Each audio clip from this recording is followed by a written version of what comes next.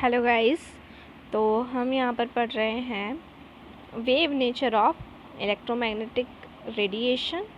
और wave nature of electromagnetic radiation में हमने बेसिकली वेव नेचर पढ़ा, पूरा इलेक्ट्रोमैग्नेटिक स्पेक्ट्रम पढ़ा।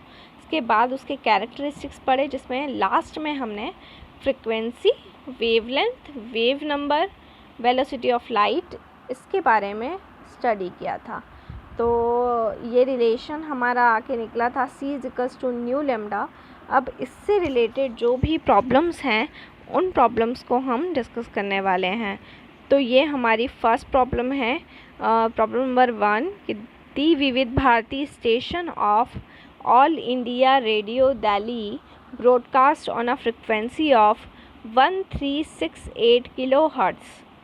Calculate the wavelength of the electromagnetic radiation emitted by transmitter. Which part of the electromagnetic spectrum does it belong to? ये बताना है। ये एक प्रॉब्लम आपको दी हुई है कि एक विविध भारती स्टेशन है ऑल इंडिया रेडियो दिल्ली का, और वो ब्रॉडकास्ट कर रहा है 1368 kHz की फ्रिक्वेंसी को। हमें उस इलेक्ट्रोमैग्नेटिक रेडिएशन की वेवलेंथ बताना है जो ट्रांसमीटर से इमिट हो रही है, और वो इलेक्ट्रोमैग्नेटिक स्पेक्ट्रम का एक पार्ट है। तो अगर बात करते हैं रिलेशन की, तो हमने एक रिलेशन पढ़ा था कि रिलेशन हमारा क्या होता है, C=μ होता है, जहाँ पर जो लैम्डा है वो C/μ के इक्वल होगा। ठीक है, क्योंकि ये जो हमारा रिलेशन है C=μ, तो यहाँ अगर हम लैम्डा को सिंगल करेंगे तो C/μ हो जाएगा वो। ठीक है, अब C वेलोसिटी ऑफ लाइट, जैसे कि पहले मैंने आपको पहले ही बता दिया था कि वेलोसिटी ऑफ लाइट कभी भी चेंज नहीं होगी, क्योंकि वैक्यूम के अंदर जितने भी टाइप की इलेक्ट्रोमैग्नेटिक रेडिएशन होती है उनकी स्पीड सेम होती है। तो 3 × 10⁸ मीटर पर सेकेंड इसकी वैल्यू हो जाएगी। और फ्रिक्वेंसी हमको ऑलरेडी क्वेश्चन में दे रखी है, 1.368 kHz दे रखी है। अब हम क्या करेंगे, जो किलो हर्ट्स है उसको हम सेकेंड इन्वर्स में कन्वर्ट करेंगे। तो 1368 × 10⁻³ सेकेंड इन्वर्स में चेंज हो गई, और उसको जब हम क्या करेंगे, डिवाइड करेंगे। बहुत इजी तरीका है इसको करने का। 3.00 है तो 3 से 1368 को डिवाइड कर लें और 10⁻³ को ऊपर ले जाएं, तो पावर क्या हो जाएंगी, बेस सेम हो तो पावर ऐड हो जाएंगी। ठीक है, और जितने भी पावर्स हैं फिर जो आंसर आ रहा है उसमें उसका मल्टीप्लाई कर दें, तो आपका आंसर आएगा 219.3 मीटर। ये रेडियो वेवलेंथ से कैरेक्टरिस्टिक्स हो रही है। नेक्स्ट प्रॉब्लम है the wavelength range of the visible spectrum extends from violet to red. एक वेवलेंथ रेंज है विजिबल स्पेक्ट्रम की जो एक्सटेंड हो रही है वॉयलेट टू रेड। वॉयलेट मतलब 400 नैनोमीटर और रेड मतलब 750 नैनोमीटर। हमें इस वेवलेंथ को फ्रिक्वेंसी में बताना है कि 1 नैनोमीटर = 10⁻⁻9 मीटर। अब वापस से अगेन उसी इक्वेशन का यूज़ करेंगे। ठीक है, ये वाली इक्वेशन का C=μ का हम यूज़ कर रहे हैं। ठीक है, तो μ क्या हो जाएगा, C/λ। C की वैल्यू फिक्स है, कितनी है C की वैल्यू, 3.00 × 10⁸ मीटर पर सेकेंड। और लैम्डा की वैल्यू कितनी है, 400 नैनोमीटर दी हुई है। नैनोमीटर से मीटर में कन्वर्ट करेंगे, क्योंकि 1 नैनोमीटर की वैल्यू 10⁻⁻9 मीटर होती है, तो 400 × 10⁻⁻9 हो जाएगा। डिवीजन कर लेंगे दोनों का, जैसे मैंने बताया 10⁻⁻9 को ऊपर ले जाइए तो 10⁻9, 10⁻9 से 8 गया तो 1 बचेगा, और इनको डिवाइड कर लेंगे तो 7.50 आ जाएगा। अब फ्रिक्वेंसी ऑफ रेड लाइट अगर निकालनी हो, कि रेड लाइट की निकालनी है, तो μ C/λ। 3 × 10⁸ मीटर पर सेकेंड फिक्स है। और यहाँ पर आप देख सकते हैं कि इसके लिए वैल्यू क्या दे रखी है, 750 नैनोमीटर। इसको भी मीटर में कन्वर्ट कर लेंगे तो 4.00 इंटू 10⁻40, ये फ्रिक्वेंसी यूनिट्स के फॉर्म में हमने इसको निकाल लिया।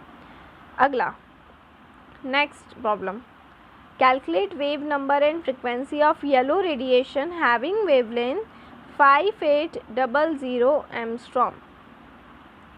सबसे first calculation of wave number nu bar, lambda is equals to कितना दे रखा है 5800 एंगस्ट्रॉम। सबसे पहले अगर इसको सेंटीमीटर में कन्वर्ट करें तो 5800 इंटू 10⁻⁻8 सेंटीमीटर, और अगर मीटर में कन्वर्ट करें तो 5800 इंटू 10⁻10 मीटर, दोनों में कन्वर्ट कर लिया। Nu bar is equals to 1 में लैम्डा, 1 में लैम्डा की वैल्यू रखी 5800 इंटू 10⁻10 मीटर। कैलकुलेट करेंगे, डिवीजन कर लेंगे, 1 से 5800 को डिवाइड कर लो, सिग्निफिकेंट फिगर्स में कन्वर्ट कर लो। 1.724 इंटू 10⁻6 मीटर इनवर्स, और अगर सेंटीमीटर में निकालेंगे तो 1.724 into 10⁻4 centimetre inverse. Next one is हम फ्रिक्वेंसी का कैलकुलेशन करेंगे, तो न्यू इज इक्वल्स टू में सी बाय लैम्डा, सी की वैल्यू फिक्स्ड है 3 इंटू 10⁸ मीटर पर सेकेंड, फिक्स्ड वैल्यू। लैम्डा की वैल्यू 5800 10⁻⁻10 मीटर, फिक्स्ड है। ऊपर हमने वेव नंबर का फॉर्मूला लगाया है, वेव नंबर पढ़ा था हमने, वेव नंबर रेसिप्रोकल होगा किसका, वेवलेंथ का। तो वेव नंबर का फॉर्मूला भी क्या होगा, nu bar is equals to 1 में लैम्डा, लेकिन यहाँ हमें फ्रिक्वेंसी निकालना है, इस पर बार नहीं आएगा, सेकेंड में मिसप्रिंट है तो बार नहीं लगाना है। तो न्यू इज इक्वल्स टू हो जाएगा सी बाय लैम्डा, सी की वैल्यू रख दी 3 इंटू 10⁸ मीटर पर सेकेंड, लैम्डा की वैल्यू रख दी 5800 इंटू 10⁻10 मीटर, कितनी आ गई वैल्यू 5.172 इंटू 10⁻14 सेकेंड इनवर्स। ठीक है, 14 10⁸ ऊपर जाएगा, प्लस का हो जाएगा, बट जितना उसको सिग्निफिकेंट फिगर्स बनाने में जितने ज़ीरो उधर जाते जा रहे हैं, शिफ्ट होते जा रहे हैं, उतनी पावर इधर से क्या होती जाएगी, कम होती जाएगी।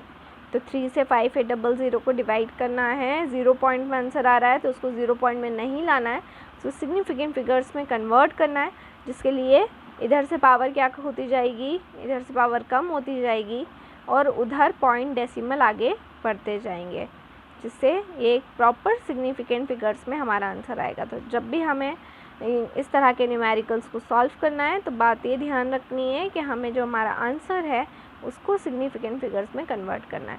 तो बेसिकली आपका यही रिलेशन है, 2 फॉर्मूले जिसके बेसिस पे आप फ्रिक्वेंसी और वेवलेंथ का हर क्वेश्चन सॉल्व कर सकते हैं। Lambda is equals to c by nu, या एक फार्मूला इसके अकॉर्डिंग आप बना सकते हो, न्यू जो आपको दिया गया था, c is equals to nu lambda, nu frequency, lambda wavelength, c velocity of light. अब जो भी वैल्यू निकालना हो उसके अकॉर्डिंग आप फार्मूला बना ले। जैसे लैम्डा की वैल्यू निकालना थी तो न्यू को उधर भेज दिया, तो lambda is equals to c by new.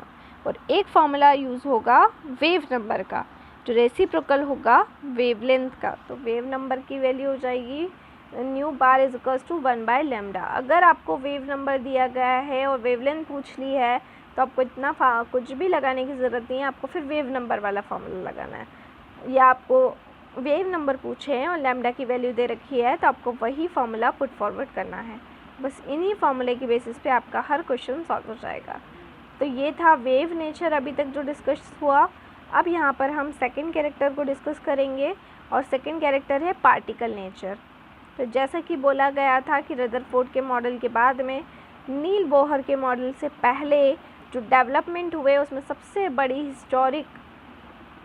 Historic research ये थी कि रेडिएशंस 2 टाइप से बिहेव करती हैं। First one is wave nature and second one is particle nature. तो वेव नेचर को कंप्लीट स्टडी हो गया है, अब पढ़ेंगे पार्टिकल नेचर। पार्टिकल नेचर को जिसमें प्लैंक्स की क्वांटम थ्योरी भी एडेड है, वो पर्टिकुलर टॉपिक नेक्स्ट में हम डिस्कस करेंगे। ठीक है, the particle nature of electromagnetic radiation our next topic. ठीक है, so thank you so much, stay home, stay safe.